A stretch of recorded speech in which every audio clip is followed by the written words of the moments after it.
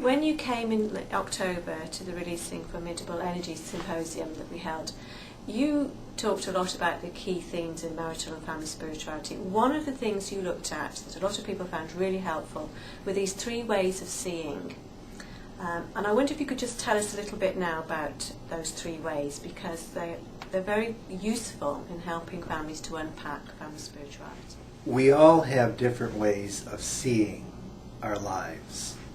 And in the church, in the history of the church, there was sometimes brought forward a sort of 3-part way or approach to seeing what's real, to seeing God in and through created reality.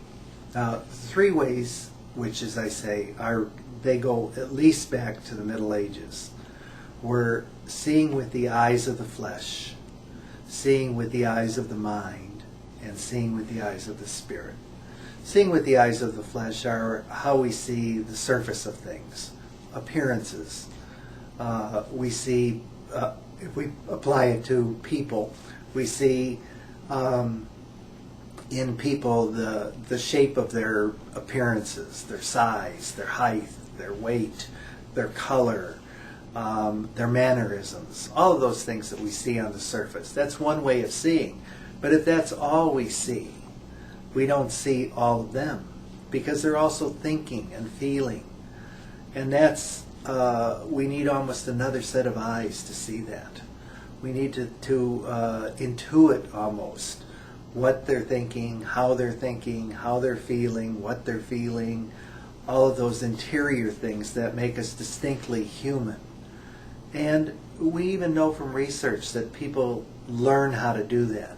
They say that little children, in fact, even start to be able to pick up on the emotions of their parents by, as I say, intuit, that's a good way of saying it. They're able to kind of go inside the other person and see more that's there. But then there's even a deeper way of seeing, which we call the spiritual way.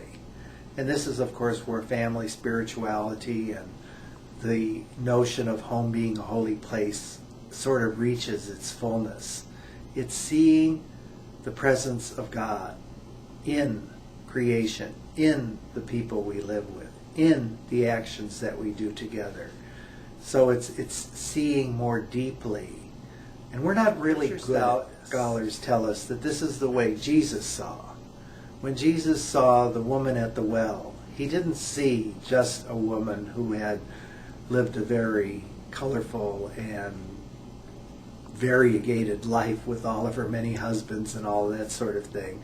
He saw a woman who was a daughter of God. And when he accepted her particularly in that context. The same thing, and I don't want to use only women as examples, but another good example of that is the woman who was taken in adultery. Obviously, people saw this woman only in a certain way, and Jesus saw her in a different way.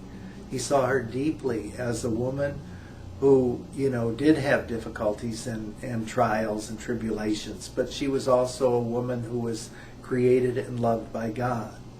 So that seeing deeper, seeing in a spiritual way, is part of family spirituality.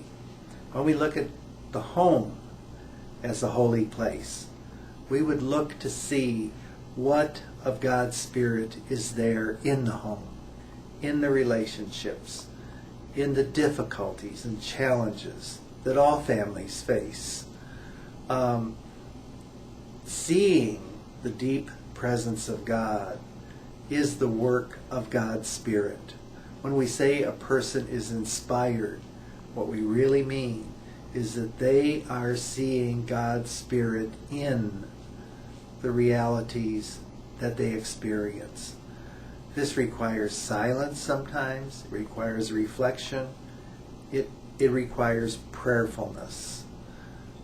Not as actions that take us away from our ordinary life, but rather actions that bring us deeper into the concrete, the immediate, the ever-present realities of ordinary family activities. When we can see that, then we will know more fully why the church wants us to see the home and the family as a holy place, because it is.